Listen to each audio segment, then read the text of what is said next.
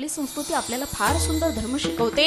म्हणून आपली संस्कृती फार महान आहे मायबापण. किती महान आहे सांगू तुम्हाला.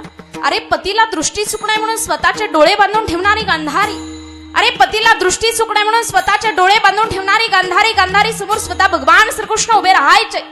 विश्वावर प्रेम करणारे भगवान गौतम बुद्ध उपाशी वृद्ध भगिनीच्या तोंडात आपली मंडी देतात.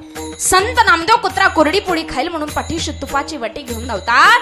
झाड तोडणाऱ्या समोर तुळशीदास उभे राहतात आणि म्हणतात माझ्या मानेवर घाव घालत्या सुंदर झाडावरती नको, धर्मासाठी राई एवढे तुकडे करून घेणारा शौर्यवीर संभाजी, स्वामी कार्यासाठी सर्वस्व वेचणारे खंडोजी बल्लाळ आणि शेतकऱ्याच्या मिरचीच्या देठाला हात लावू नका नाहीतर तुमचे हात कलम केले जातील असे स्वतःच्या सैन्याला बजावणारे छत्रपती शिवाजी राजे भोसले. इतकी महान आपली संस्कृती आहे, इतका महान आपला देश आहे.